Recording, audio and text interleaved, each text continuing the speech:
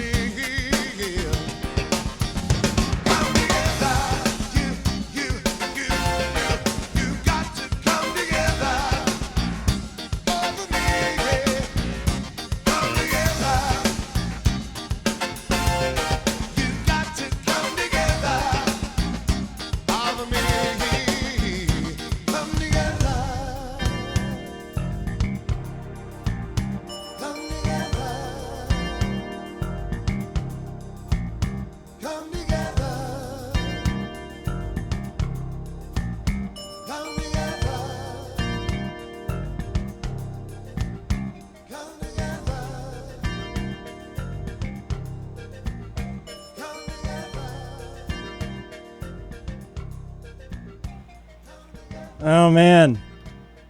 That's some funky stuff right there. How you guys doing?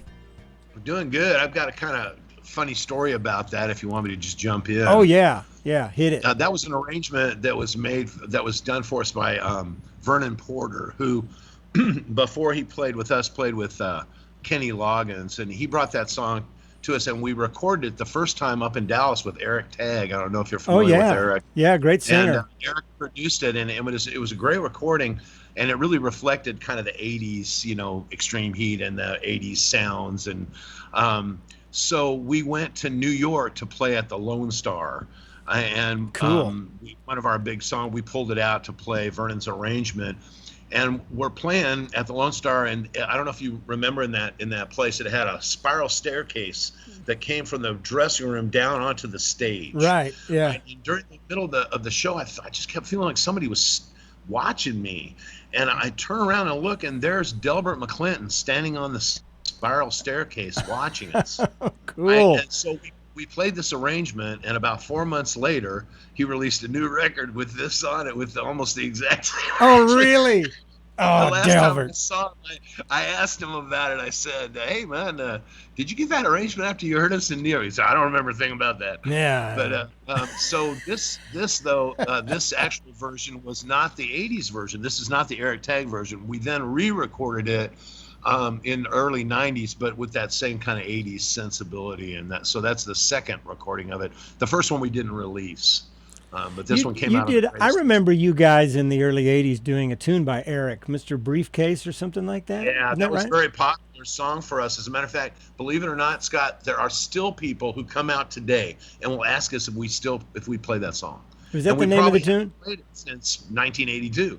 I'm sorry? That was the name of the tune, right? Wasn't it off Yes. it was off a Guitar Player's record or something, wasn't it? Where'd it come Eric, from? Lee Ritenour. Lee Ritenour. Lee Yeah, Ritenour, yeah. And Yeah, Eric, Eric was in his band for a while. yeah, Eric's great. You know, I remember hearing you guys do that tune. I love that tune, just like everybody did. And I lived in Dallas for 2.5 years, early '90s, and I worked for a studio up there. Tom Merriman, big jingle writer, famous guy in Dallas, ran the studio, and I was on the staff of guys writing like library tracks for production libraries. And Eric Tagg was one of the singers that was always in there. This other great vocalist in Dallas, Benita Arterberry, and 2 or 3 others, and they were in there just every week singing, and it was amazing to watch them work. Just 30 cuts a day. He's something. I was really pleased with the demo that he produced for us. We should have probably done more songs with him because they came out great. Yeah. So how you doing? How you doing, Mike? Good. You know that song, Mr. Briefcase, we originally started doing it because we heard our friends in the Buster Brown band do it. I don't know if Eric you was with him at the time, right? When Wasn't we were Eric? in Dallas, but at one time Eric Tagg was part of that band, and we knew those guys from back in the '70s, and we thought the song was so good. We said, "Well, will you let us do it too?"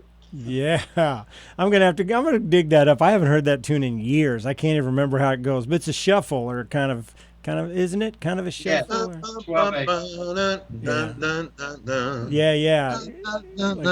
Hey, did you know the drummer for Buster Brown at that time was Greg Bissonette? Was it really?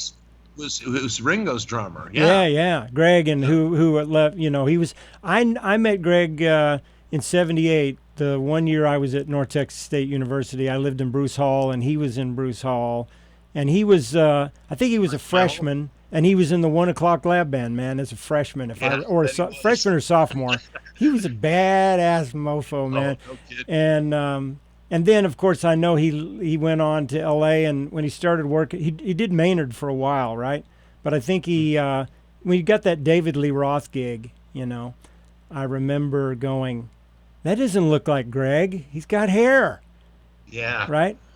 I don't know where he got that hair. I guess you work with David Lee Roth, you can get anything, even hair, True, and there might be something in your contract. You can have the gig, but you got to get the implants or you got to wear the wig. Oh, it looks great. He looks great. I hope he's not watching and isn't sending someone to take me out now.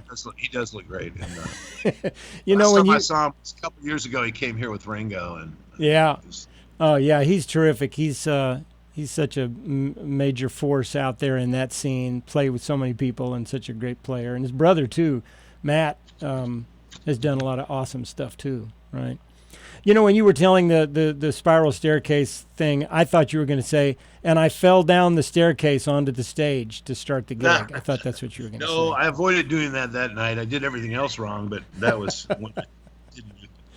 So, actually, that night we arrived and we were having to hurry because we had driven all the way from North Carolina, and we were hurrying in to set up before the other band set up in sound check, which I believe that night was Buckwheat Zydeco, and we were loading in, and it was just pouring rain, and so we all got soaked to the bone. And then as soon as it was time to dress up in our gig clothes, we found out that Neil had locked the keys in the van. So we had to go. We weren't able to get our gig clothes. We had to go on stage in wet clothes, from what I remember. Is that right, Mike? I think we had to go on the stage in wet clothes, right? I don't think we got our before the gig.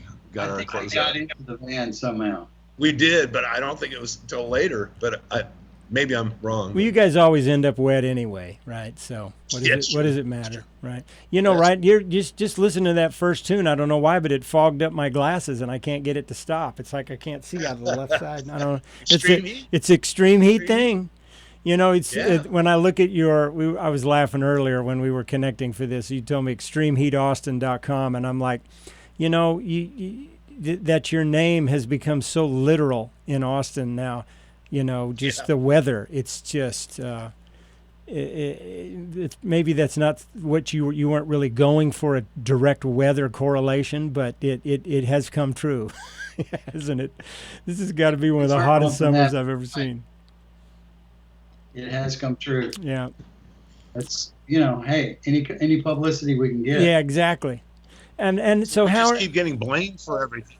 I want to. We've got a wonderful, wonderful group of tunes to play and some videos, including a new video that you guys have come out with that we want to feature tonight. But before we get into that, in just a moment, we'll play that one. But I'm just, I always ask people, how are you doing? And the band in general. I mean, we've got two guys out of the group, and there's, Extreme Heat has been a lot of different combinations of folks over the years, and you've got a great band now. But how are your extended Extreme Heat family doing? How is everybody holding up through this stuff? Mike, you want to address that? Huh?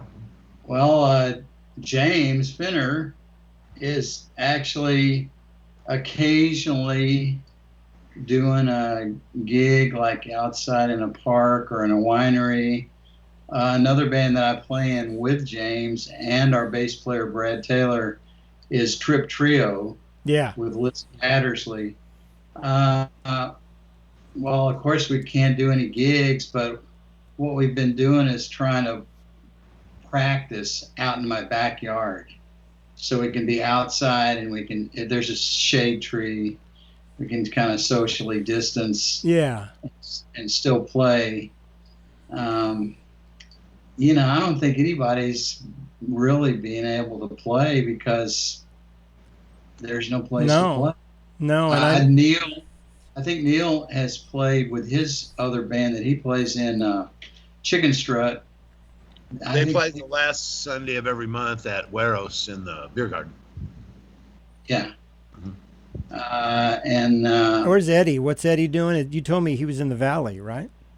Helping his parents. He has elderly parents, and he's helping them out. How are they? Are they doing okay? What are you hearing from him? As far as I know, they're over 90, so it's got to be a challenge. Wow.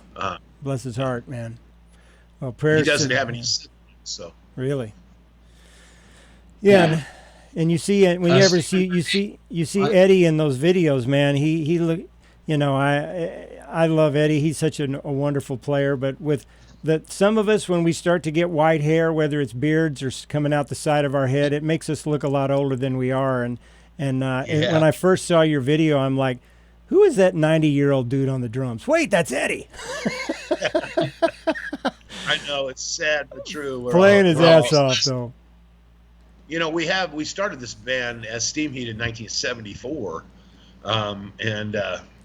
it's almost, we're looking at almost 50 years here. Wow. Also, I want to mention, because he just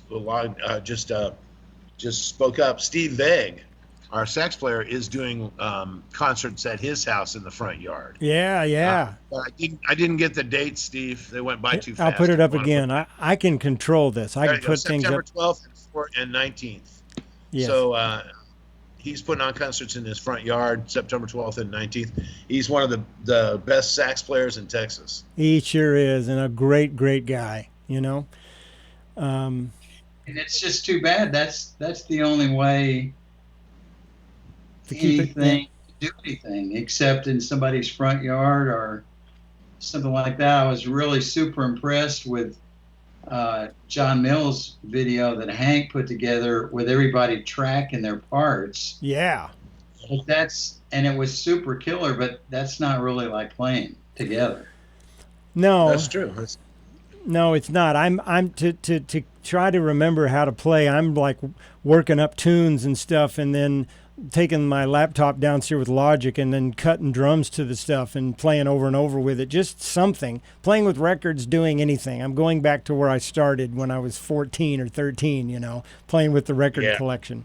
So whatever it is that we can do to keep it going. But, I'm sure you guys must feel the same way. But in addition to missing being together and playing together, I'm really, this is not, no, I can't talk to my sister right now. In addition to missing the interaction of on being on the bandstand together.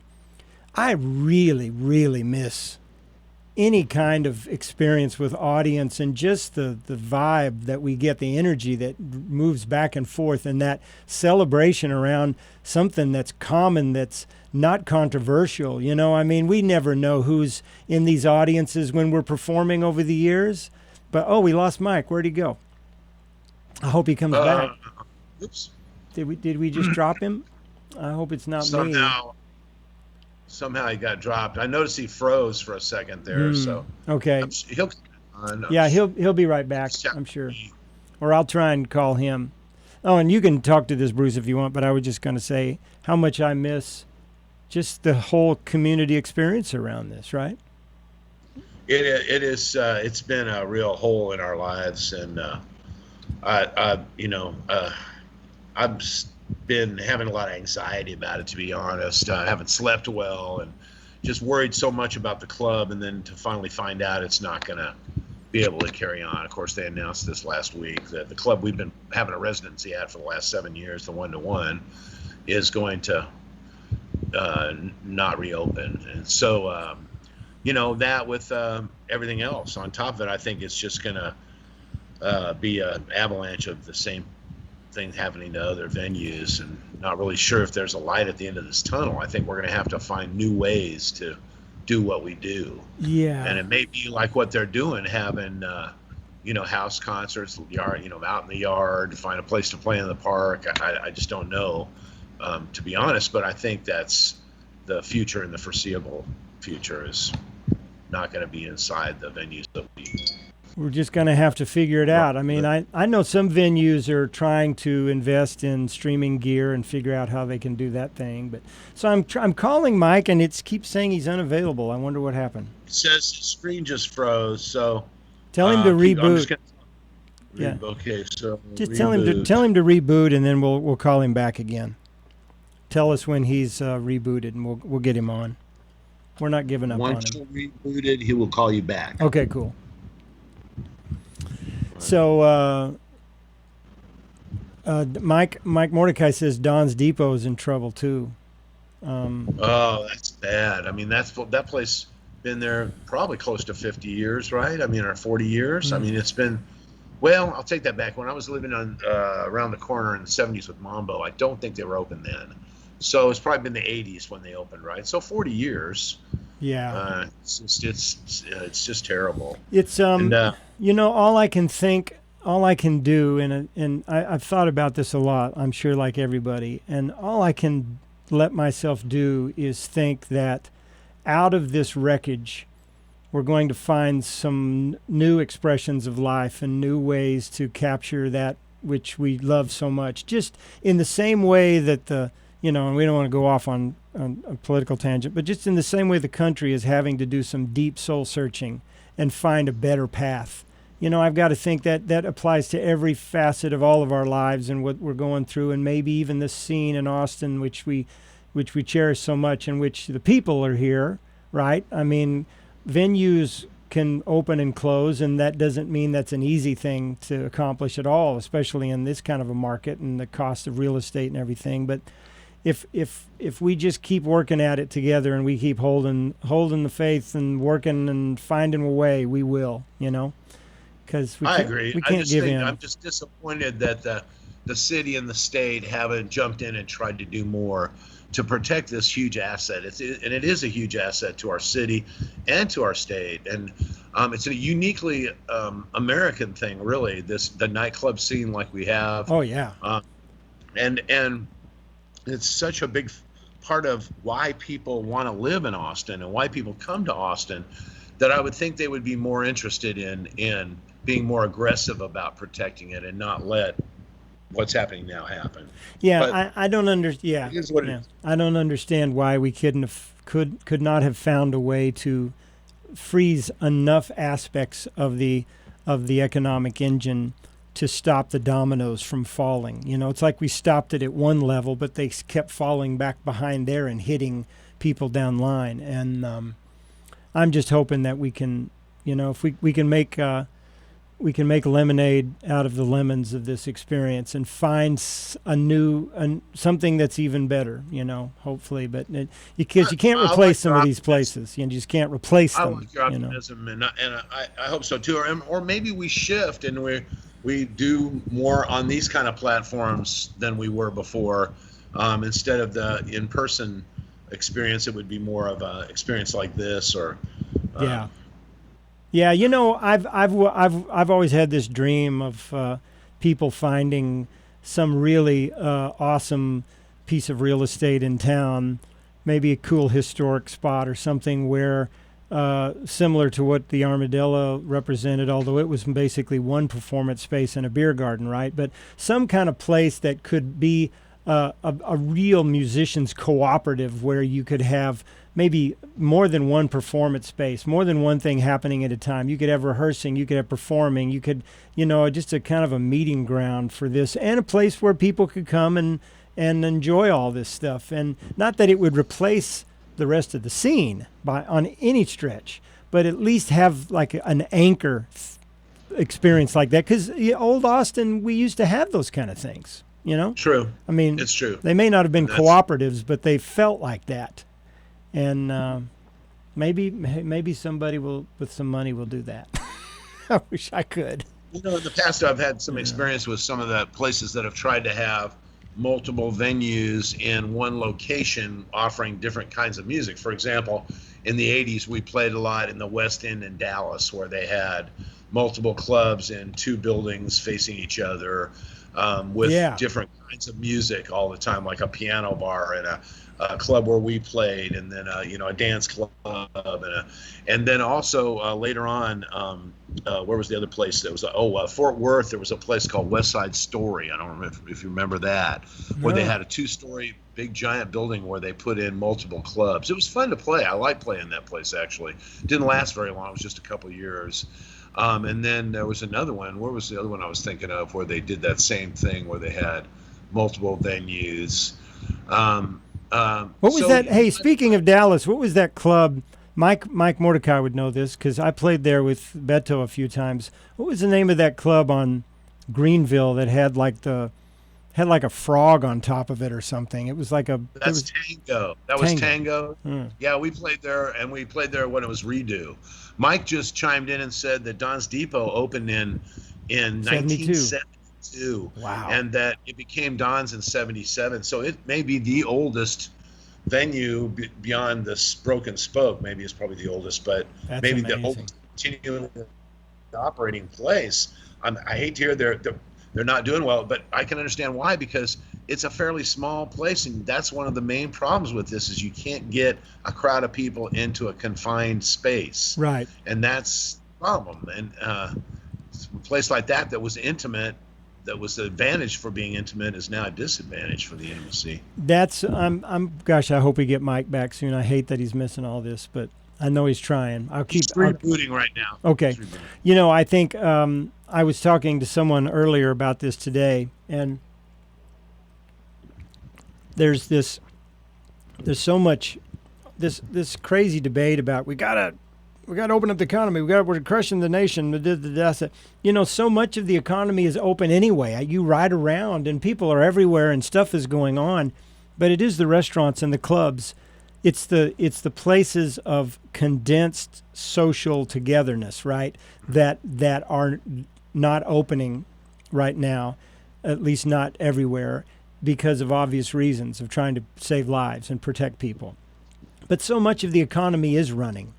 It seems like, if we could just come together and support each other and realize that we're 20% away from having it back together, if we can just hold ourselves together and not fight over whether we should be doing it or not, then maybe we can get these places open up again, Unfortunately, there seems to be so many people that just don't want to cooperate and do the right thing. And it seems to me that if we were to pitch in and do that we could get it done much quicker and return to some sort of normalcy. Yeah. Broken Spoke was 1964 is what Michael says for the Broken Spoke. So it is definitely the oldest continually operating venue then. That's amazing. And it was out of town even when I first got here. And that was kind of. Oh, okay, Mike says he's back on. I'm going to try and dial him right now. Let's see if we can get him going. The Elephant Room is definitely the oldest running jazz club that I know of in Austin. I mean, when I moved here in '80, it seems like every jazz club lasted about 2 years. You know, there he is. Welcome back, my friend. Let's see, where's his name? We want people to know who he is. There's his name. We'll move Bruce back up here. Say his name. You okay, Mike? Did you survive that? Yeah. My computer is not. Hates a hard reboot. I don't know why. Skype doesn't like me or something. I don't know. Skype doesn't like anybody. I don't like it either. And this software I use is working on a solution where you can just use a browser and you don't have to use Skype anymore, which I'm really looking forward to. We did Zoom last week with John Mills and Hank Hemsoth, but they filled up so much of the screen. I was about the size of your name tag, Mike, resting down in between them. So, big man. Well, did I miss anything good? Sure. Oh, you mean on this show? We were just talking about the venues closing and about, Don's Depot is in trouble and they've been open since '72. Oh, I really hate to say this, but I don't see how anyone could survive until this time next year, next spring, next summer. Yeah, I'm thinking this time next year things will maybe get back to normal, but I don't see I don't see how you could survive for a whole year with no income, and you still have to pay rent and taxes. No, we got to come up with some kind of support and bailout plan. If we can bail out the freaking multinationals, then we can bail out some essential Austin music venues. Absolutely. And surprisingly, Amy Klobuchar and our own John Cornyn teamed up for a bill in Congress to try to bring some relief to music venues. I haven't heard another thing about it. I don't know if it's still languishing in committee or if they've introduced it on the floor or if they're trying to, but they supposedly were going to cooperate with each other to try to get it done. It's languishing in an ocean of orange face paint. That's probably what's happening. For a city like Austin that's used that live music capital of the world to sell itself for all this time, they need to come to the rescue of a lot of these venues, and I'm just afraid that all the money's already gone. I agree, and in the future, what are they going to sell Austin on if it's not that? I mean, yeah. Sorry. Yeah, no, I hear you. And to lift people up, I think we should play this badass video, which in classic Extreme Heat fashion has some very serious things to say via a funk soundtrack. What do you think? You want to set this thing up? Tell us about this video. Sure. This is a song I wrote called "Cloudy Day," and it's on our most recent EP called "All the Way Gone," which I'm sitting in front of the cover art here on the backdrop. And the song was taken by Cleve Hattersley of Greasy Wheels, who has been in the video making business as of late, and he said, "Hey man, would you mind if I made a video for the song?" I said, "Go for it." So I gave him some ideas, and he checked in with me daily to show me his rushes of what he had done, and I gave him my feedback, and we together he did most of the work, put together this video to Cloudy Day. Excellent. Sorry, that was a little rambling. No, that was perfect. That was absolutely perfect, right to the second. Let's roll this baby, and then we'll come back and continue our chat here.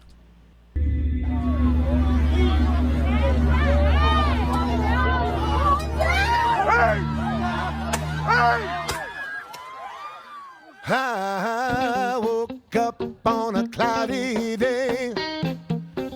Our storm was brewing. I can't believe a single thing you say or what you're doing. And you tell me which way I should turn in this crazy mashup.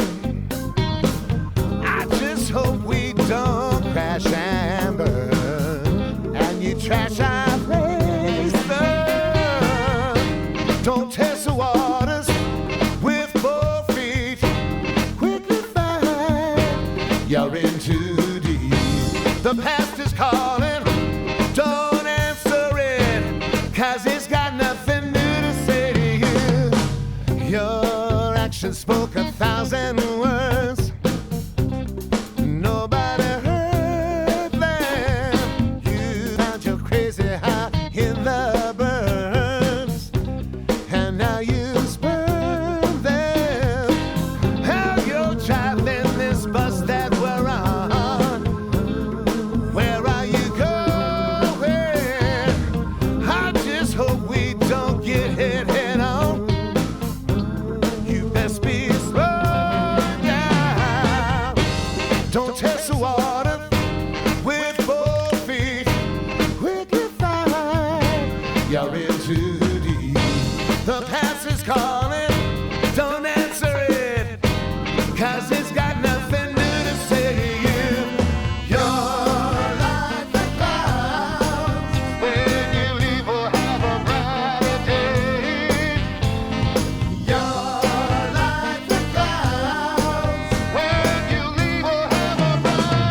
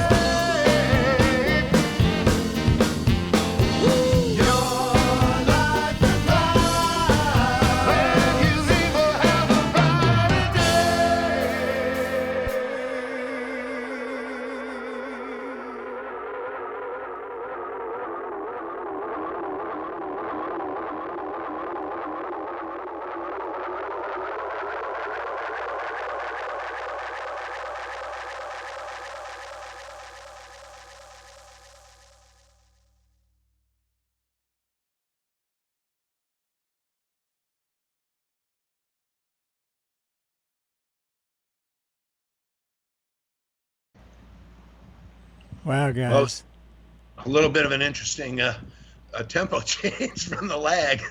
Now, am I the only one that's hearing that, or is that actually happening? No, that's just from the. It's not on the recording, of course, or on the video. It's just what happens on Skype. You know, it's just not. Yeah. Sorry about the Skype. No, Lee really did a good job. I think the viewer experience was probably nice and strong. Nobody was complaining, but it's a cool video, and it that's some heavy imagery.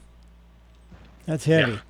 You know, music has an amazing way of allowing you to present some pretty provocative, powerful, intense things, but in a way that you can imagine looking at all of that without that tune. You know.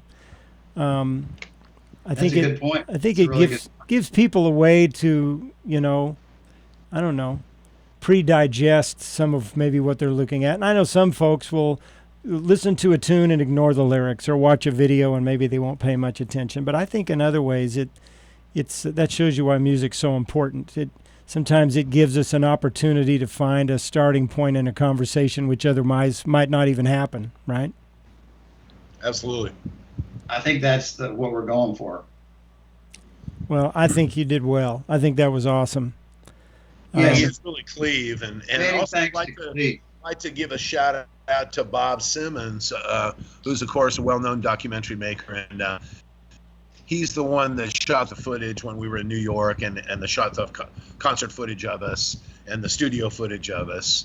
And I appreciate his hard work, and I also would like to give a shout out to Mike Kleiman, who financed the shooting of the video. Bravo.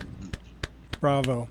Yeah, and I'm just so surprised that Trump allowed you to have him in all those shots. That was really interesting. It was funny because when we were running around New York and we were making the original idea, this was back in November, was a little bit different. The idea was I was going to make this journey and end up at Trump Tower. All right, and then we went to Trump Tower, and there was a Trump impersonator out front. So we ran up to him and got some pretty funny clips of me with him. We only used one of them. We actually have more that we might use in the future for something else. But I thought that when I saw it, I thought, boy, that was really convenient that you found a Trump impersonator or somebody wearing the mask right when you needed him. But he's a pretty good one. He looked pretty. It's pretty convincing. No kidding. So I would love to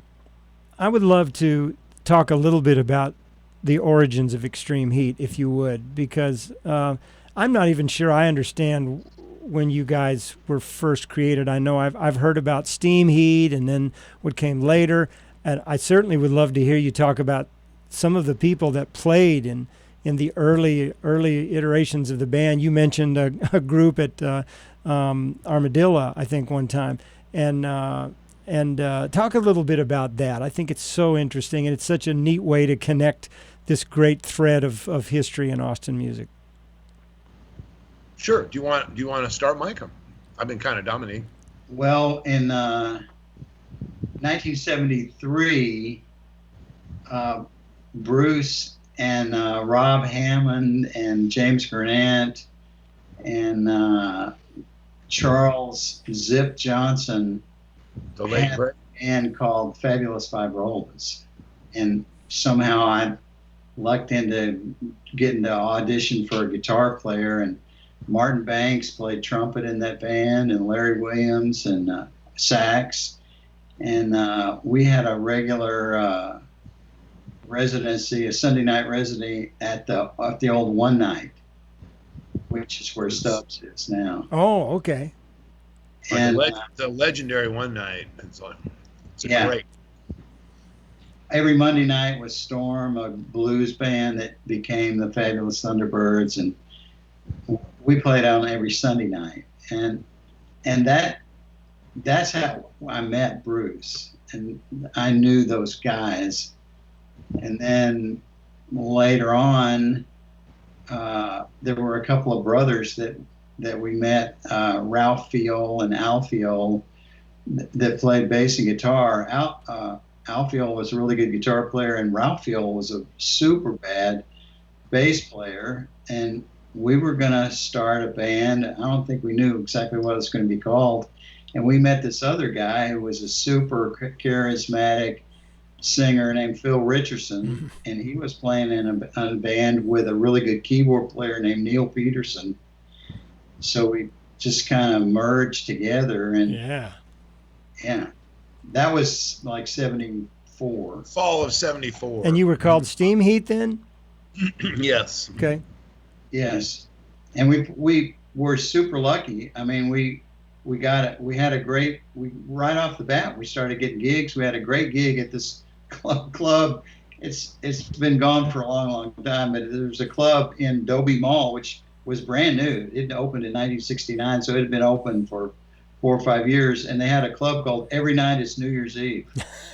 And that's when Austin bars closed at midnight during the week, at 1 o'clock on Saturday, and every night at midnight they'd have a balloon drop. Wow. Dobie Mall. I love that. The whole bit, every single night. Can you imagine? Even hearing the term Dobie Mall just brings back memories of a time gone by, right? The Dobie being the residential center at the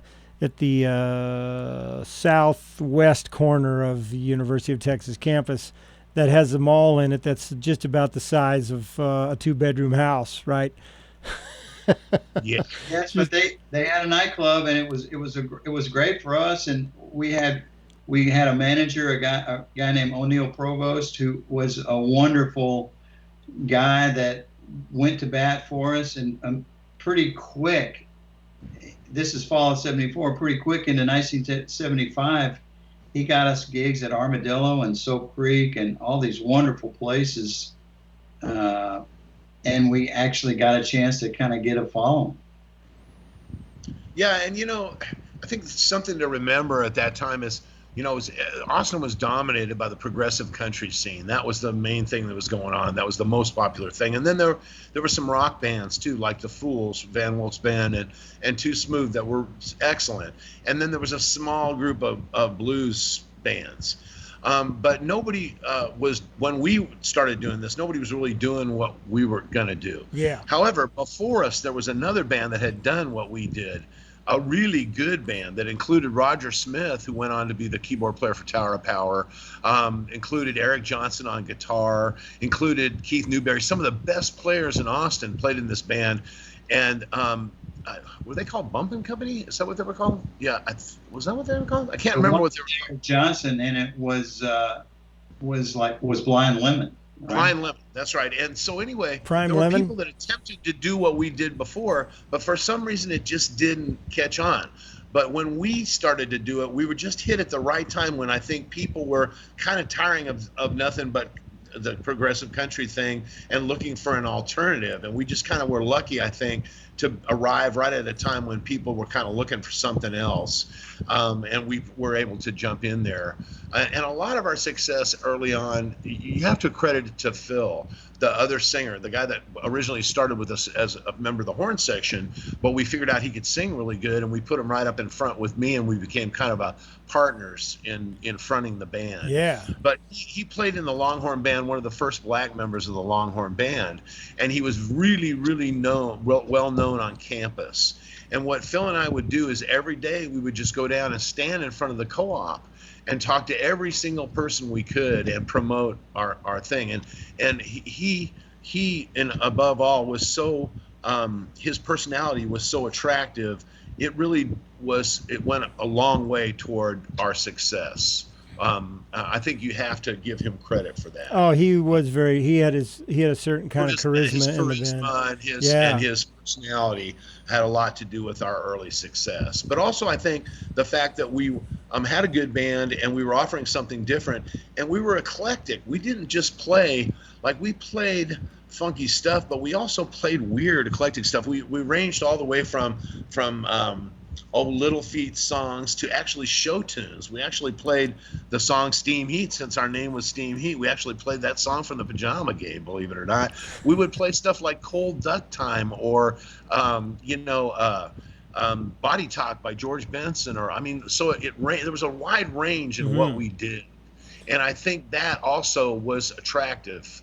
I think that also helped us. I really do, because they just weren't hearing that. And when they heard it, it was so unique to them. Oh, wow, this is different. This is new. This is cool. This is fun. And it was really upbeat.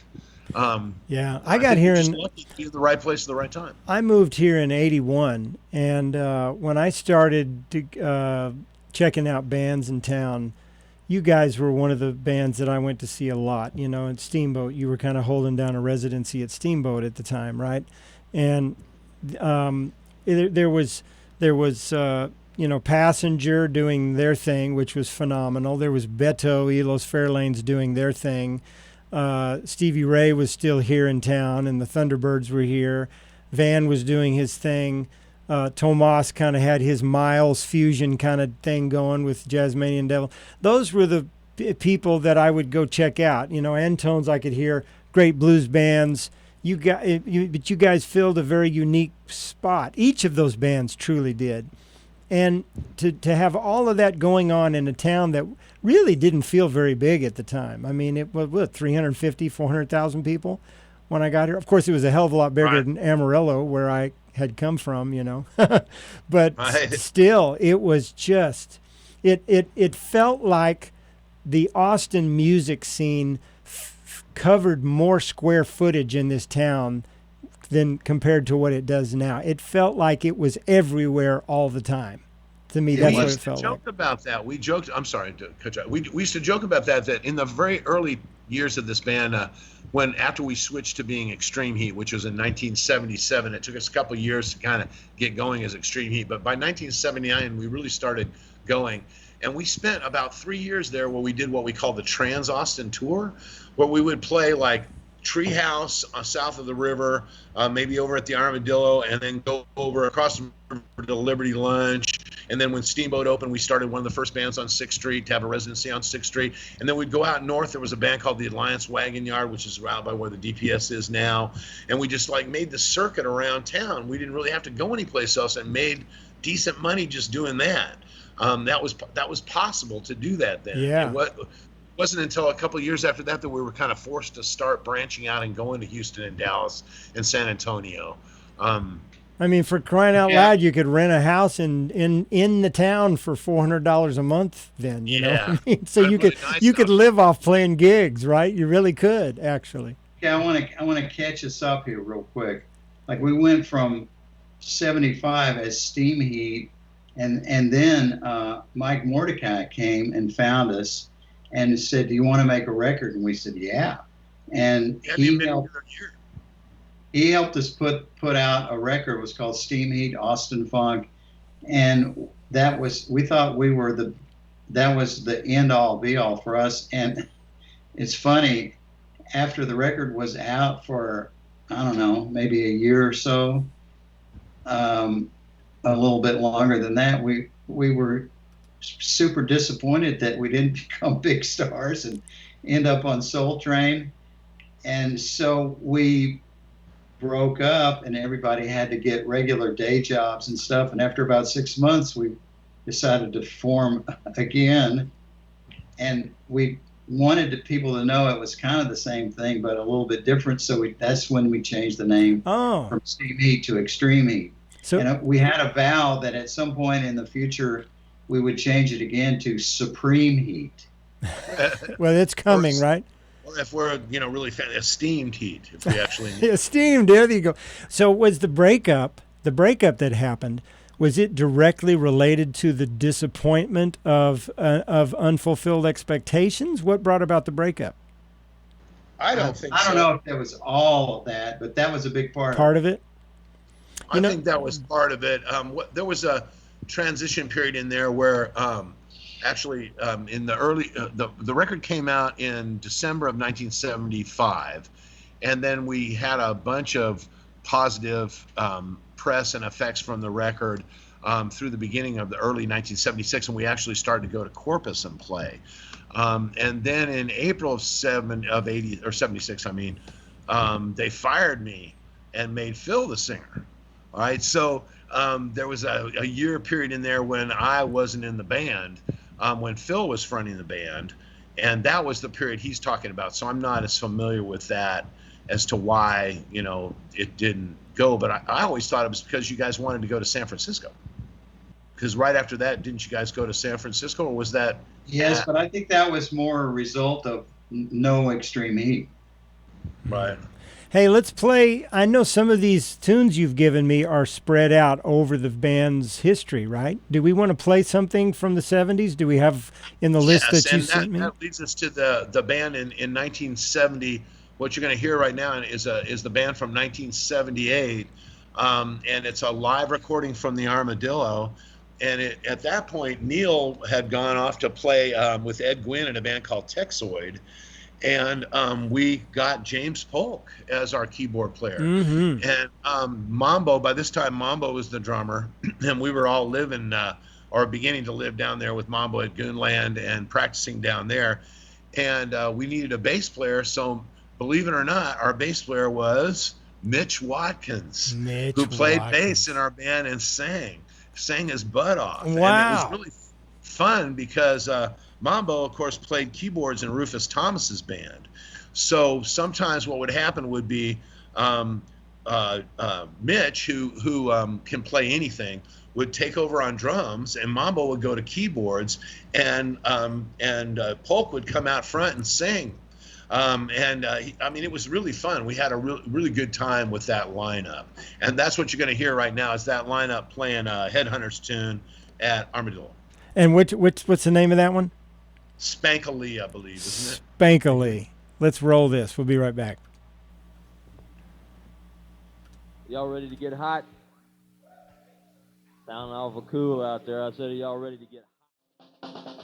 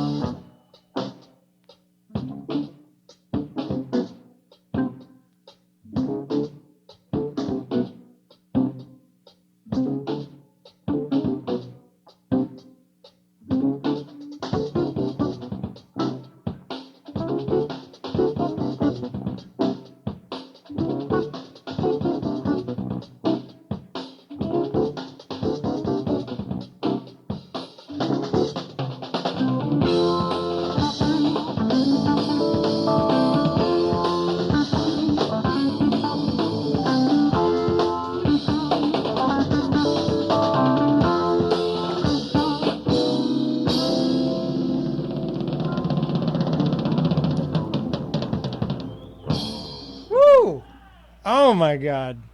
Oh, that was awesome. Good. You know, Freaking great. No edits whatsoever. I was just along for the ride on that one. That's just a tour de force by Mitch and Mambo and Bo. Yeah, really, really good. That was ridiculous. That was just ridiculous. That kind of groove, and yeah, I can just see Mambo. I can just picture him straight back, standing up with that wide-eyed look on his face. You know, nothing moving but arms. Just Yes, man. arms all over the place. Yeah, just amazing. I miss him so much. Yeah, and Mitch and Polk, James Polk. What a force. What was it like? I know you had said that this was kind of a short-lived version of the band, but what was it like working with him? He's such a he's touched so many people over the years. I mean, good grief. And to have a guy that had been Ray Charles' musical director, and he was able to, you know, coach us on how to do it right. You know, this is how you do it, and this how you, whether it was performance or practice or anything else. You know, he was able to give us advice on how to do it the proper way, and he also just taught us a bunch of cool random stuff, and he was just such a joy to work with because he's such a positive person. He's always upbeat and fun, and we really enjoyed working with him. Unfortunately, this version didn't last that long. It kind of started and stopped 2 times. We first started out doing it in '77 and did it for a short period of time, and then I think that's when you guys went to San Francisco. Is that right? Was it '77? Right, and then they came back in '78, and we redid it again for a short period of time in I think it would have been spring of '78, and then it was the fall of '78 where we reformed now with Neil back in the band and Vince Bryant on bass. I don't know if you remember Vince Bryant, also a really good bass player. Yeah. Now Mitch wanted to go. He had hurt his arm. He had some nerve damage in his arm because of a dog bite, and so he didn't feel like he could play guitar good enough, so he played bass, and he was like the best bass player around. But John Trainer got a gig touring with Robin Ford. Right.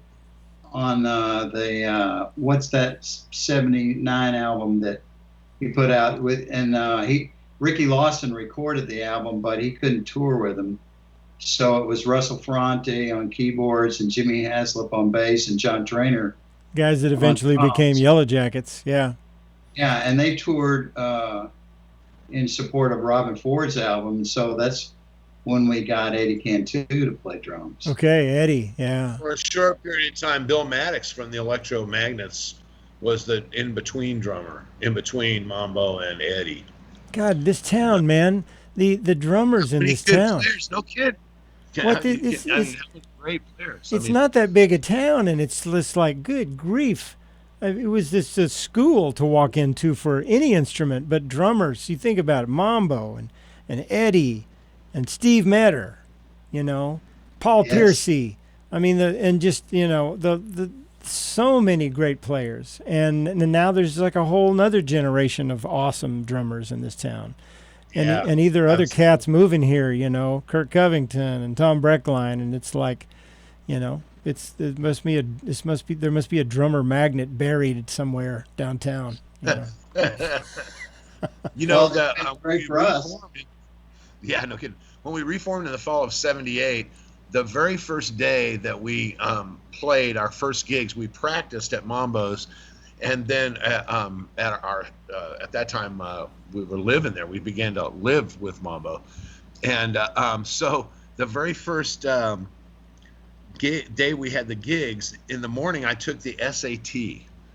I'm sorry, the LSAT for law school. And then I ran over to Clarksville where we played with Stevie Ray Vaughan and Double Trouble, one of their very first gigs at the Clarksville Blues and Jazz Festival.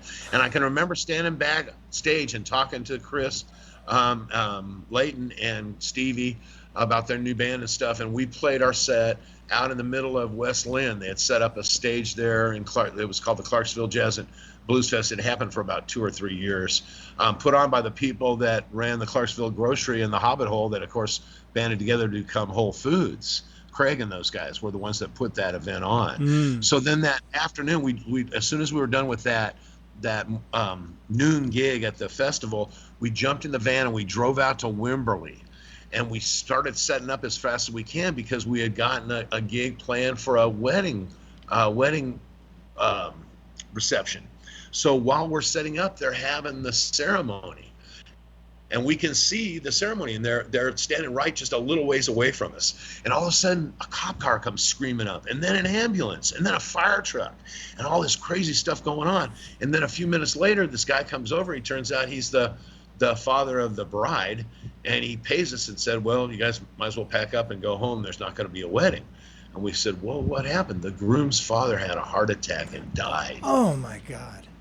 And can you imagine? So we packed up and drove back to town and did a third gig that day. On the first gig, the first day we were ever together, we did 3 gigs, one of which was canceled because of that. And we went back and we played a gig at the Taos Co-op that night down there in the corner of, what is that, 28th and Guadalupe right there, or 27th and Guadalupe, right there at the Taos Co-op. Okay. So it was a really memorable day, our first day. That's a busy day right there. Yeah. You know, I remember those when I started probably playing late 80 or early 82, late 81, and really got busy after I met Mambo and Steve Metter, and they started subbing out gigs to me, you know.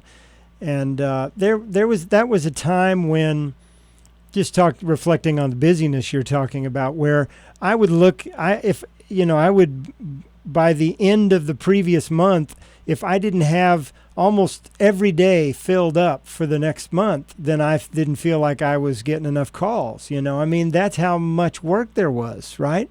It was amazing. And it was, nobody had a smartphone and there was no internet. So people needed to get out and they would go to these clubs, and there was always something going on. You know, not that there wasn't downtime, but it was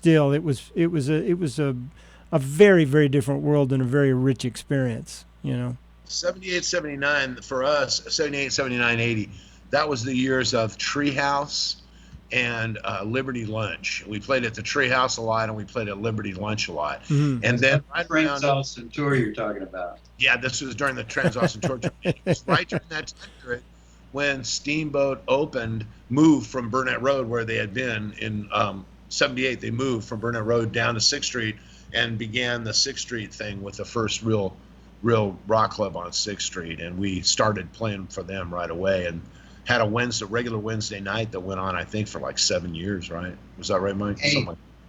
8 years. Every Wednesday for 8 years. And that was, I mean, that kind of put us back on the map. That's a really significant thing. And what the advantage to that was too is playing in a college town. I want to say this because this really helped us. Playing in a college town, you had a cycle of people that would come here for 4 years, and they would go to the Treehouse, they'd go to Liberty Lunch, they would go to Steamboat and hear you play, and then they'd go back to Houston, Dallas, or San Antonio. So when we started to expand our range and go to Houston, Dallas, and San Antonio, we already had an audience that knew who we were. And it allowed us to build big followings in those places pretty quickly. In the 80s, we got to the point where we could make a real living going just on a Trans-Texas tour. That's another thing that's changed with the times is in those days, there were state colleges, and the University of Texas system and Texas Tech, North Texas State University. There's a reason why they've taken state out of their names, because they're not state colleges anymore. They're not strongly funded by the state. They're money-making entities, and they go for international students from any place where they can make a lot of money, right? And it's such that in and of itself changes the very dynamic that you're talking about. People aren't coming to school here and going home to Houston or Dallas or San Antonio or, Lubbock. They're going home to another state or another country. And it's not that you don't want them to have the experience, but boy, it sure does. There's a ripple effect when these kinds of things change, and they affect even the entertainment scene we're talking about in a big way. True. Plus, I think the younger generation has a different outlook on live music than what we had. We socialized around live music, and I think they socialize around their devices now. And a good example of this would be a friend of ours, who now lives up in Dallas, but was the bass player for the Uranium Savages. All right, and of course the Savages, longtime Austin band, they started the same year we did, 74, and they've been a mainstay in Austin all these years. And both of his sons went to the University of Texas. They religiously attended ACL and South by Southwest, went to all those festivals and all these shows. But he told me that once they graduated, neither one of his sons had ever gone to any club in Austin to see any band. Wow. Imagine that. I can't even imagine that. I mean, that was the main thing. And think how much of a change that is from what we did, where everybody went and kind of went to the same places regardless of which band was playing, because that was the scene. That's where you saw everybody else, and that's where you socialized. And that was an advantage for the bands because you were seen by different people. Today it's so fractured and so, by genre or by age group or whatever. Back then it was kind of more of a melting pot of everybody. There was only a few venues, and everybody went to those venues because that was the scene. What were the other classic, some of the venues that we don't have anymore? We mentioned the Armadillo, and we know that was of course the big one, and Steamboat down on 6th Street. And in this era, something happened that we had talked about jokingly and dreaded, but by the time we got to the end of the 80s and into the 90s, we'd be playing somewhere, and some college freshman would come up to the stage and say, "Man, you guys are great. My parents used to come see you." That's for real. No, we still get that all the time. And Mike just had a call about 2 months ago, right at the beginning of the pandemic, where a girl was getting married, and she said, "You played for my parents' wedding. I really want you guys to play for my wedding." That's cool. That's cool. We're not going to, because nobody's having any weddings, but it's just it is cool that you become a part of people's lives like that. Yeah, it absolutely is. And the fact that we can do things like this. I mean, we can't play across locations yet, but when we can get together and use streaming and things like that, it's I guess it's better than nothing. At least there's a way. I don't know yet how people are going to monetize it effectively, but maybe some people are. If you find the folks that care about what you're doing and want to support it and keep it going, it doesn't take a lot of people, and with a little generosity among the group to do something to help keep the music alive. So maybe we're all going to be doing more of that. Maybe some of these clubs that are hanging on will find out a way to build some streaming performance into their schedules each week, so that even when they can't get people into the club, they can. I really hope so, because I don't want this to be it. I don't want this to be the end. I want to come back and play in a club, but it's not safe now. Yeah. And I'm afraid that a lot of them are going to go away, and I hope that something will come back. But there's nothing. That's a really important live music experience. You're in the same room with the band. We're all there. We're all making music. We're all bringing joy. Yeah. I'm really sad that we can't access that right now, and I'm pulling out that we will. I just hope I'm not too old to participate by the time. You got a lot left in you, man, both of you guys. And I know that if you're feeling the way I'm feeling, it's probably good that we can't get together right now in clubs, because I think I would hug everybody and I wouldn't be able to let go of them. It would just be this giant hour-long group hug with maybe a half a tune at the end. There wouldn't even be a performance. It would just be, I'd be grabbing hold of people, not wanting to let go of them. I've had enough cabin fever for the rest of my life, honestly. But go ahead, man, and then we should play another tune. I want to continue to forge ahead through the years. Yeah.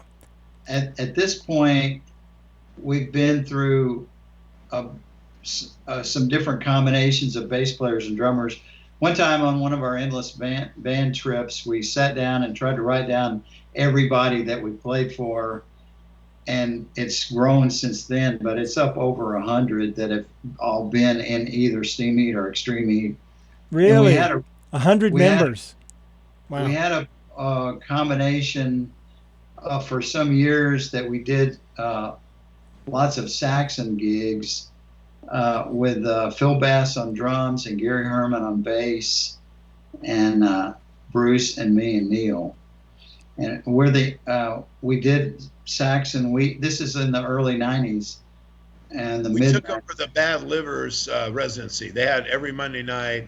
They were the first one to have every Monday night, and then we took over their residency. Yes, we're the answer to the trivia question of who had the Monday night residency before Bob Schneider. Yeah. Okay. That Bob took over from us. I think I saw you guys once during that period because I remember seeing you with Phil. So it must have been during that period, you know. During that period, Phil was gone. He was gone since '83. When? No, you meant Phil Bass. Phil Bass. Oh, Phil Bass. Phil Bass. Yes, definitely. Phil Bass, super kicking ass. Yes. Great drummer. No, and I didn't mention him earlier. Although I didn't know, I did. He was here in the '80s. Was he here in the '80s? No, I think he was in San Antonio, maybe. Okay, yeah, because that's why I hadn't met him yet. Well, I mean, I'm not sure about that. He's from Temple. Okay. Yes, he was in Minneapolis in the '80s. He went up and did that whole thing, and he was in the house band for the Timberwolves, and he also played with those guys from San Antonio. Scott, what's his ears from San Antonio? Oh, yeah. Black Rose and all that during that time period. What do we as we're going through the lineage here, Mike? Is what's next in the chronological order of tunes that you want to drop into that represents any of these periods that you're talking about? Do we have? Well, we kind of already did our '80s thing when we played the Come Together.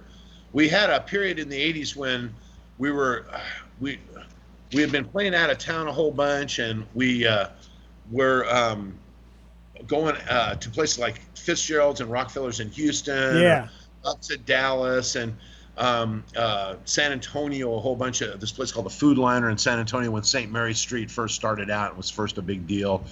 And we switched personnel in the mid. Eddie left the band and Ted Sweeney left the band, and we got the Howard brothers on bass and drums. I don't know if you know John Howard, a great bass player, and his brother Fred. I remember seeing you with those guys too. Yeah. And we sort of switched our impetus. At that point, we did something that we had never done before, which was learn current cover material. And the reason we did it, we were talked into it by Rock Arts, who was our management at that time, because they said, look, you know, your original material's okay and the songs you're doing are okay, but we could get you a lot better gigs and you could get a lot better money if you could play some tunes people recognize. Basically, it's what they did. And we fought it for a long time because we thought it wasn't cool. But then we went with the advice of Frank Zappa, who said, look, you could quit doing this and flip burgers, but you're just going to get better at flipping burgers. If you keep doing this and play cover tunes, you're getting better at doing this. Yeah. And so we went with it. And what happened was he found us a whole new set of gigs, and they were basically in resorts in Colorado. Wow. And we did it through I'm from Colorado, and I knew about this, and so I championed this. And he was able to connect us with a agent in Colorado, a guy by the name of Page and Page Productions. And we had this thing going for about 10 years or maybe 8 years, where we went to ski, starting in 1986, where we went up to Denver and we'd play, and then we'd play Winter Park, we'd play Steamboat, we'd play Vail, we'd play Aspen, we'd play all these different resorts, and we could go up for like a month or more and hit those places and still come back with money in our pocket. It was a great thing, and we did it year round. It wasn't because those places are open in the summer too and have big, big crowds on Labor Day or Memorial Day and those kind of events and 4th of July, and it turned into a real cottage industry for us, and we really enjoyed it, and we traveled at that time period a lot, and all the way even to New York City where we played at the Lone Star. That sounds awesome. So is there something in this list? Basically due to Etheridge. I'm sorry? Is there something in this list from that period I've got all the way gone. Voices, hypnotized. A year There's before a the video, war. There's video. Okay, which one is the Yeah, video? YouTube video from 1993. You don't have the video itself. You'd have to get it off the browser if you want to do that. Well, we've still got "I Saw Through You" and "What Would James Brown Do" to get through. So we All right, probably we'll ought leave to that. we probably ought to stick with our playlist because we don't want to skip That's those. fine. That's fine. It's That's fine. And then in the late '80s, we made another transition when the Howard brothers left, and we got Chris Skiles and Chris Marsh for a period of time, and were real successful in the same market that we had been in with those guys. And then we got two new guys, which was Mike Roeder on bass and Carl Gore on drums. And we, at that point, switched back again and put our emphasis back in doing original music. And beginning at the late 80s, early 90s, we began to start writing a lot more music and making records again. And we made the Almost Lifelike record, and then we made the Greatest Hits record during that time period. And also the, what's the one called with French for a couple of days? Oh, Cool. Cool. So we released 3 albums during that time period, and went back to with putting the emphasis on original music. And we had management at that time period, the Loophole and Kevin Womack, who helped to arrange for us to get some record companies interested in us. And actually, Mike and I actually flew to London in the late 80s and met with Polydor and went over by Virgin Records as well. In the late 80s, we had some fun in London. Repping the band, and they actually, Womack actually got us some interest at that point. We just didn't get a deal. You know, it's really remarkable how long you guys have been at it and hanging together and sticking with your brand and making music together. It's really uncommon that people stick with it that long. You know, I mean, we've all been in other things that we thought were so inspiring, and then they just fizzle out for whatever reason. You know, it's so rare that people's vision of where they want to go lines up for that long. What is it about you two that have kept you playing together this long? Well, Neil Peterson also. Yeah, Neil. Yeah, the totally. 3 of us are the original guys. We And of course, just like Eddie, the same stuff, kind of. I think that's a big part of it. And also, we can get along together because being in a band is such a thing where you have to be together so much, particularly if you're going to travel like we did. Back in the late 80s, early 90s, we were traveling 200 days out of the year, and we lived in motels for weeks on end together. And you have to be able to get along and actually like each other and enjoy each other's company. Well, that's I think the truth. that's a big difference. Yes, you know, I used to, in the 2000s, I had a band on the side. I had a wedding band called the Atlantics. And whenever we had to change personnel, of course we were interested in getting somebody that could play. But probably the most important question was, do you want to drive to Houston and back with him? True enough. Because that's really what you do. You're more of a, the gig only lasts a couple hours. The rest of the stuff goes on for days. Wow. Okay, so what is Mike telling us here? Population of 250-mile radius of Central Texas is approximately 25 million people. 5 million people. Can you believe that? Wow, that's just amazing. Triple the population of New York City, and just as easy to get your gear to the gig. Yeah. Yeah, that's stunning because that's so different. Yeah. During that time period, we're very fortunate to get a relationship with Miller Beer. Miller Beer had this thing called the Miller Band Network. Miller Beer tastes like horse piss, man. What's up with that? Well, they didn't require you to drink it. It was, they wanted you to drink it, of course, and promote their beer, but they were so supportive of bands. They had this thing called the Miller Band Network, and there were a lot of good bands on the Miller Band Network, and they encouraged their distributors to go out and find bands and then identify with those bands' brand. For example, the local distributor here gave us tour support money. They gave us money quarterly, and they gave us beer, and then they would produce a bunch of swag like keychains and frisbees Cool. and T-shirts and stuff with our logo on it and the Miller logo on it. They made tour jackets for us. They made neon signs. They made posters that they would put up in the clubs before you came. They would bring the Wow. Miller Yeah. girls down to have an appearance. You would play at the Miller events like at Spring Break or at Aquafest or things like that. It was Yeah, a yeah. great That's cool. Yeah, And- I should and I apologize don't to know Miller. why- I didn't really mean that. Well, they were great to us, and we were actually a Miller genuine draft band. So we didn't have to drink the light. We got Okay. to drink the genuine draft. It wasn't that bad, and they gave us each a case of that beer a month. And I'm telling you, I got so much out of that beer by to give to friends as like a way to get, hey man, I got all this beer, come on, Yeah. and Come to the just gig so and I'll give you a nice. bottle. Yeah. It made a huge difference for us, though. We were able to do things that we wouldn't have been able to do without that support. That is cool. And Blatt's beer back in the 70s did that same thing. I don't know if you guys remember, Blatt's came to Austin and Texas for a short period of time and tried to get bands. I know the Fable band signed up for it. Mike just put something in about that. And then for a short period of time in the early 90s, we did a thing with Shiner.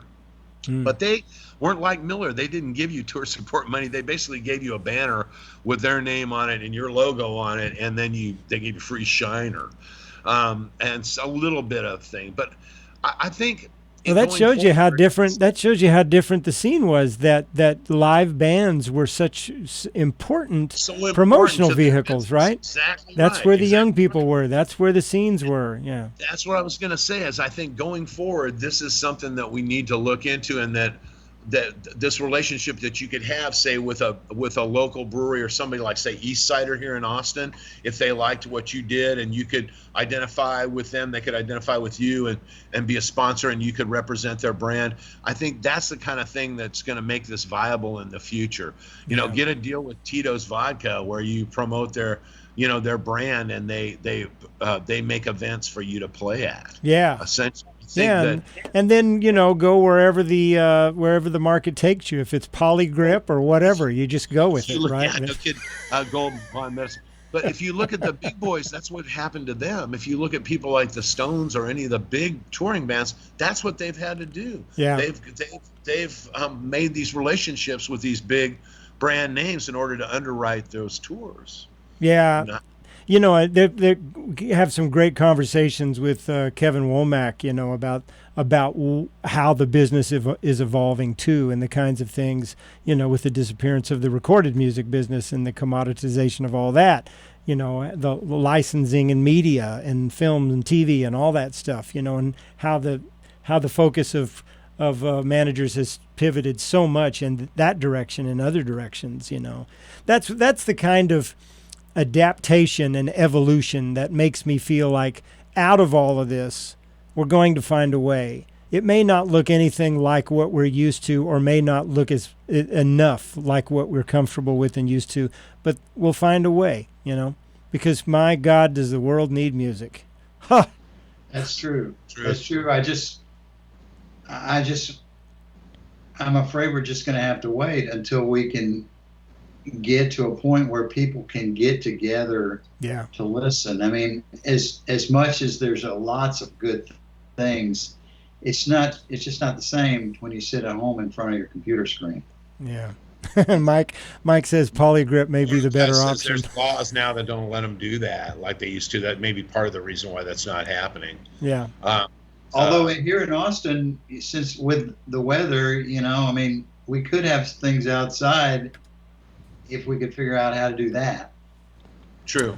And we could do it at the time of year when it's nice weather here in the winter. We could be outside. It's perfectly fine. I remember we did that Warehouse Oak Garden for Sun Radio. It was January, and it was great. Yeah. It was really nice outside. I quite frankly can't wait until it gets cold, Yeah, me too. And I don't really like the cold all that much, but right now I'm really wanting some cold. Yeah. Can I also say something here? May I interject here? I'd like to say that when Loophole was our management, when Kevin was our management, he was an excellent manager, and he did a lot for us. He got a lot of attention. He brought a lot of attention to us, and he brought in some interesting people, a producer from Sweden that we probably should have paid more attention to. And I don't think we really appreciated, me in particular, really appreciated the job that he did. he was representing Omar at the time, and Omar was having quite a bit of success in Scandinavia, and I was just kind of hoping that we could play on, get somehow connect with that and go to Europe too.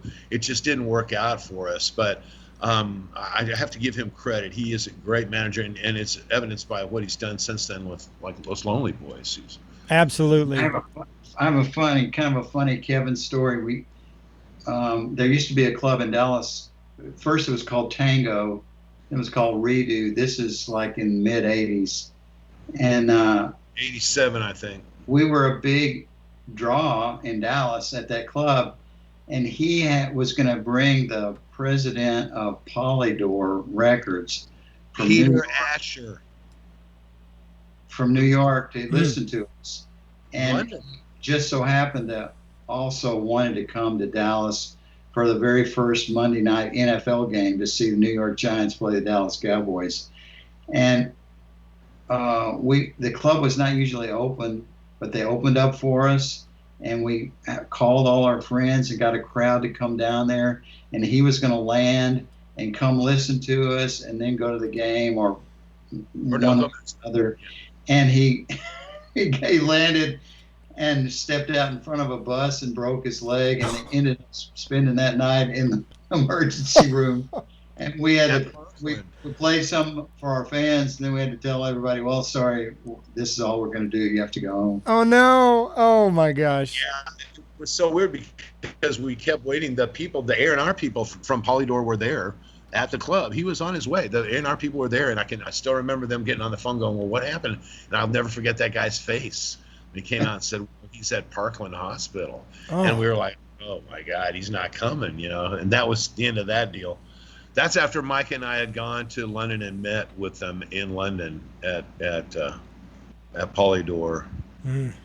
We need to play some more music. Yeah. What do you want to hit? What are you thinking? We've gone through a real prolific period. After we had our little hiatus, we came back, and we've gone through this huge prolific period. And I think you have a bunch of stuff that's new that we've produced in the last 10 years. And I do have those 2 videos. Are those both more recent? Yes. James Brown and I Saw Through You? Yes. Yeah. Do you want to do a video? That'd be great. Which one? Sure. Which one? Surprise me. All right. I want to find out about James Brown. Let's dig on some James. All right. Okay.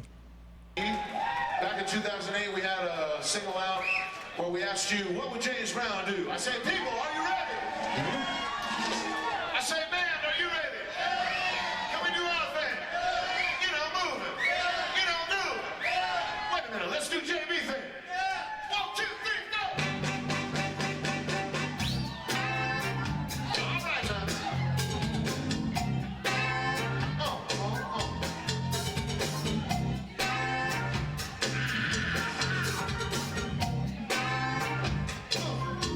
Living in America.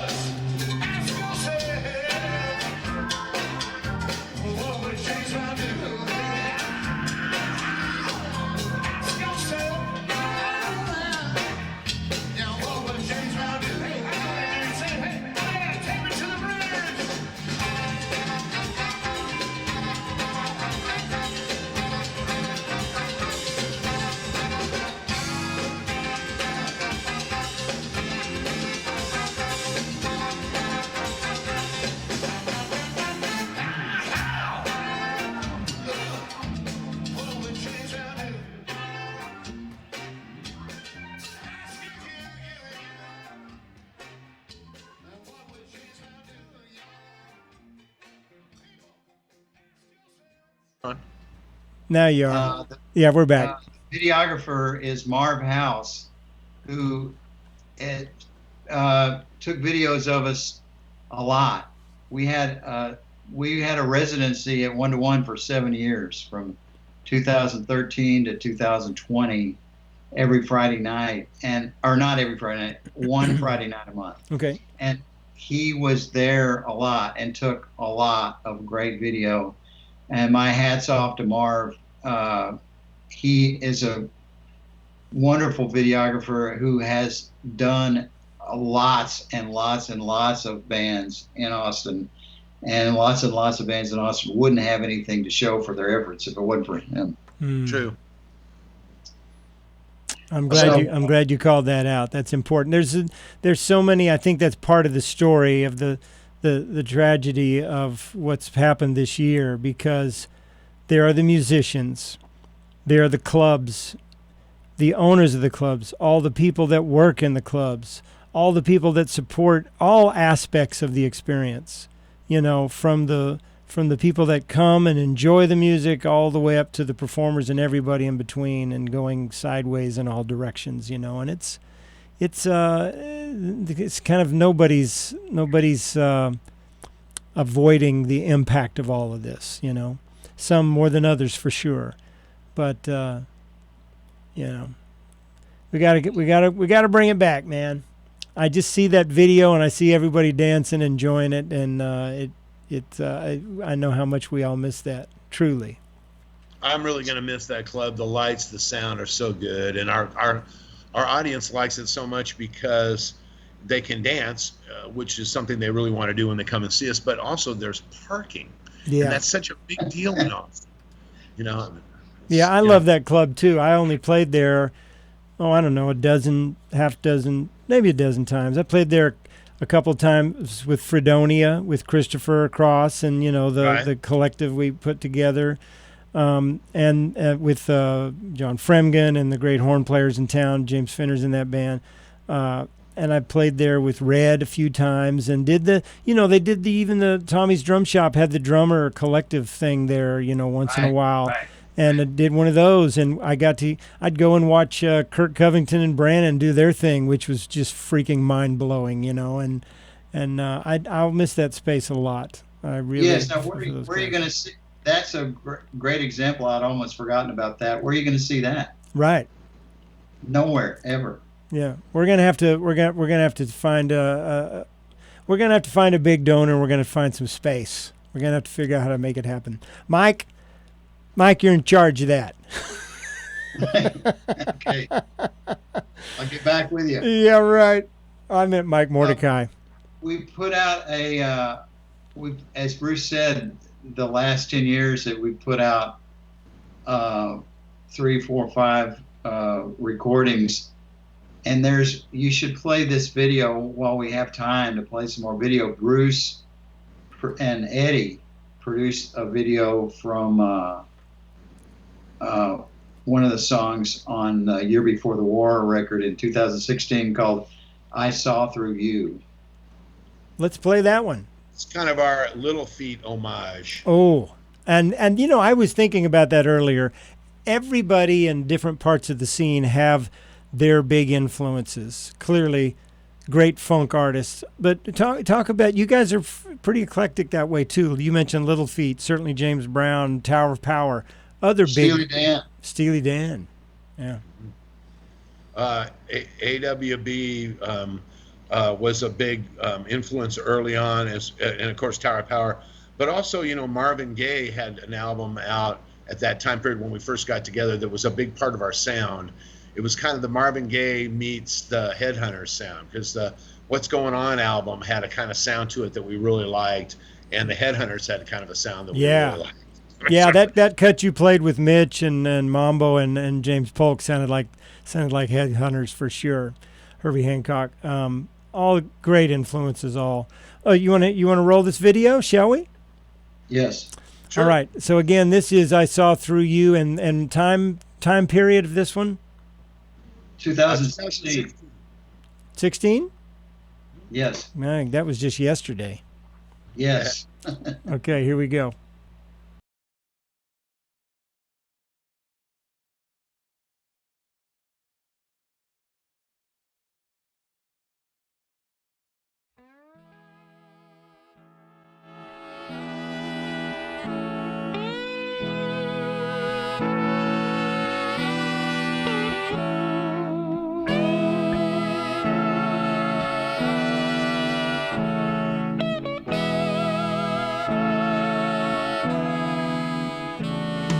saw through you. That was just before you saw through me.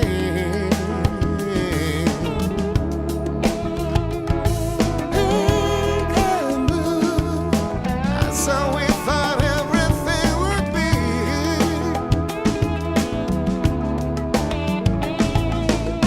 I thought the telephone would do not enough to talk to you. I have my speech all memorized. I think it's one you recognize.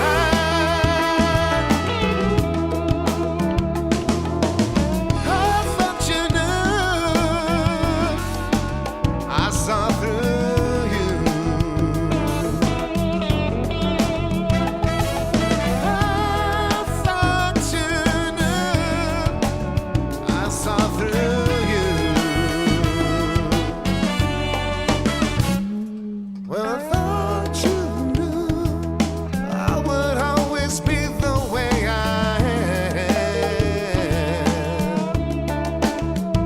Yeah, it wasn't me that who, it all seemed to fit the diagram.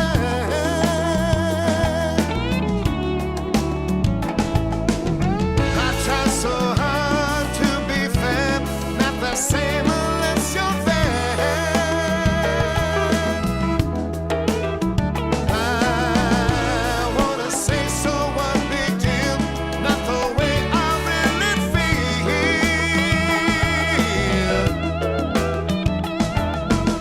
I thought you knew. I saw through you.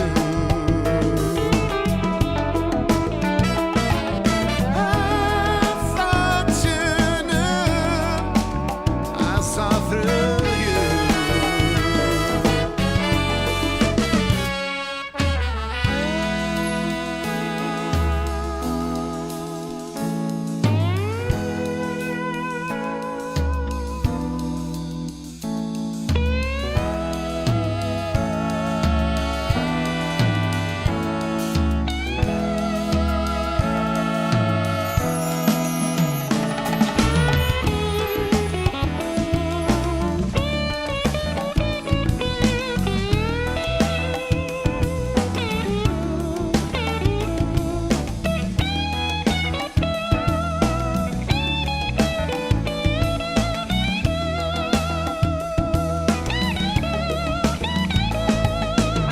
I try so hard to be fair. It's not the same unless you're there.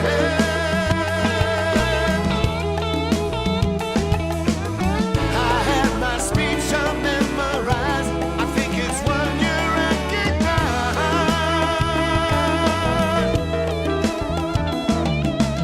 I thought you knew. I saw through you. I thought you knew. I saw through you.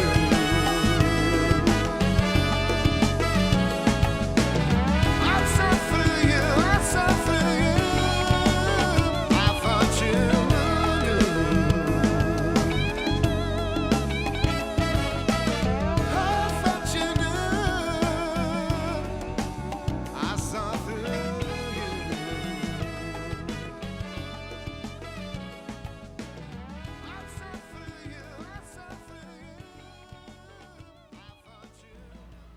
Man, that was great, guys. That was great video, great tune. What were you Thank saying you. about that, Bruce? Talk about that. Is Eddie and I made that video in his living room and in his studio using stop action photography and a green screen. And what we did is we took pictures of each member of the band and then we printed them out in black and white, and then we ripped them progressively as we took pictures of them. And then Yeah. and it was a lot of fun, but it took us about a month of working a lot, like almost every night of the week, going over there and working on it. And I had a lot of fun doing it. I'd like to do it again, to be honest. You guys are good at it. You've got a knack for the visual as well as the great songs, and I love the recording of that tune too. I mean, it's a great mix. Where did you do it? Who did that for you? Who engineered it? We did it at Arlen Studios, and the engineer was Jacob Skiba. And we did a bunch of overdubs at Satellite Studio, and that's Dave Glasgow's studio. And Matt Schultz was the engineer. We did a lot of vocal and solos and horn stuff. And then it was mixed at Wire Studio by Stuart Sullivan. Excellent work. Very, very nice. Scott Ross is the producer of that record. Scott produced Rick Ross. Scott Ross. Yeah, Scott at one time produced Rick Ross, the rapper. Oh, and okay. And Scott was real. One of his goals was to make an analog album. He didn't want to.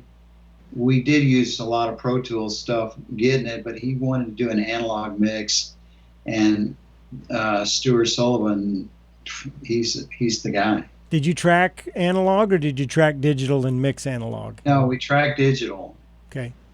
Mixed analog. Everything we tracked everything Pro Tools, but the mix was actually analog and had to do it old fashioned, riding faders and stuff like that. I felt like I could hear that. It had that warmth that, Well, Scott Ross would be proud to hear you say that, because that's what he was going for. Yeah, and it did, and it shows up in a lot of the cuts. It reminded me of a sound from some of my favorite records of, if you took some of that great sound of the 70s, but you used some of the later approaches to tuning and the drum kit and just all of the sounds in general, but you still had that warmth that we loved from those records. That's how I felt listening to it. That was great. I'm so glad I've gotten all the copies of all these tunes from you downloaded, which means I don't have to return them, right? I can just keep them on my phone and my stereo and keep digging them. So I want to, before we let this get away from us, we need to really talk about who's in the band right now. Yeah, let's do that. And it's me and Bruce and Neil Peterson on keyboards, who over all the years has been probably the most prolific writer and written really hip, cool songs. Mm-hmm. And like that last one. Very cool. Eddie Cantu on drums. Eddie. And James Spinner on percussion. Brad Taylor on bass. And Ken Mills on trombone. And Stephen Begg on sax. Now, do you know Ken? Yeah. Oh, a trombone player. No. Yes. No, we may have met, but I don't really know him. No. That's John's brother. Oh, okay. And the Mills family is a great story. The oldest brother is a doctor who was an all-state trumpet player. The next brother was John, who we know is an incredible sax player. Wow. And a doctor at UT. And the next brother is Ken Mills, who's a really, really good trombone player and a lawyer. Mm. The Mills family is designed to make everybody else look bad, because they have a doctor, a professor, and a lawyer, and they're all great on their horn section instruments.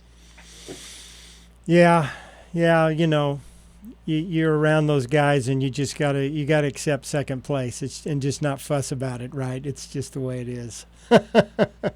Well, it's in the genes, because Brother Ken is a really wonderful trombone player and a great musician, and in big demand. Super funny, just like his brother John, a very dry, smart wit. He's a guy that you want to hang out with and drive to Houston. You guys have had so many great bands over the years, just like we've talked about tonight and some of the examples that we've heard.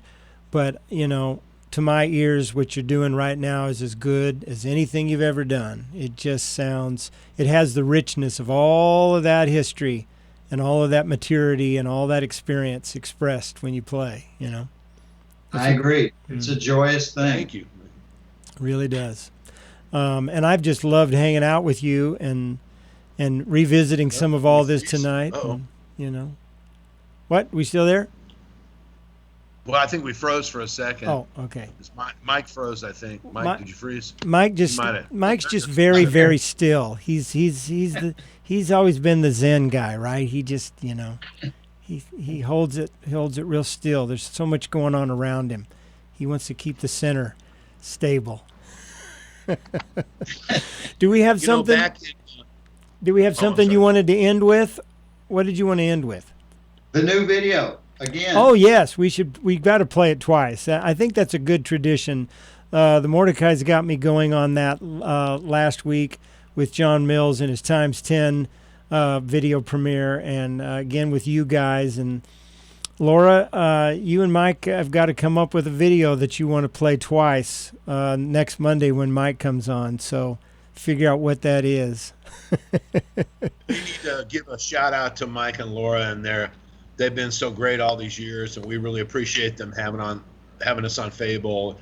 And it's an honor to be on that label, and ever since the 1970s, I'm very proud of our association with Fable. Well, I love you saying that, and I realize how grateful I am to have moved to this town, to have been a part of some very small part of all of the things that we've talked about, not back into the 70s, but you know, in the 80s and a little bit in the late 90s and in the years since. It was the best move that I ever made in my life, and I feel like it's a large family that I'm very grateful to have been a part of and to have met you guys. And I don't know if I ever sat in with Extreme Heat. So one of these days, did I? You did a gig with us once. You gigged with us back in. When was that? Well, Saxon. It was a Saxon gig, wasn't it? Well, I remember when you guys were doing something, and I thought you called yourself the Insinuators or something. I can't remember what it was. That was different. That was in between when we had our hiatus. In '97, we broke up for a while, just took a hiatus until 2008, and we all played in different bands. Like Mike was saying, he had the Atlantics and was in Millennium Swing, and Mike Roeder and I put together a thing called the Insinuators for a short period of time. We played at Saxon. Right. Van was in that thing, wasn't he? Yeah. One more time. Van for a short period of time he played with us, and but we Mike, also had Papa Molly on guitar. Okay, so I think I do remember playing with you at least once at the Saxon, and I remember what a gloriously fun thing that was. Just feeling that, being a part of that pocket, you know? You know, I can remember a couple 3 years ago, I called you to see if you could sub for Eddie, but you already had a gig, so you couldn't do it. Well, I won't ever tell you that again. But well, you know, you have to go with who you got to go where you are. You know, I tell you, I love Eddie's playing. There's so many drummers in this town that have inspired me over the years, and Eddie is absolutely one of them. I remember hearing him in the early '80s when you guys were at Steamboat, and I would just sit up in the rafters and watch. I wasn't down on the floor dancing. I was just digging on the band, and the pocket was wonderful.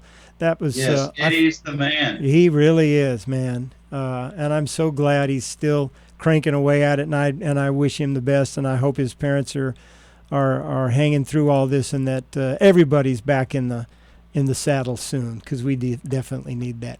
So let's hit this premiere video one more time, and we'll come back and wish everybody a good night, okay?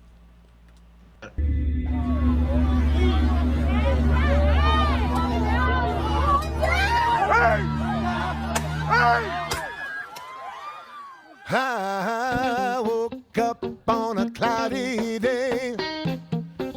Our stomachs brewing. I can't believe the single thing you say. Oh, what you're doing. And you tell me which way I should turn in this crazy mashup. I just hope we don't crash and burn, and you trash our place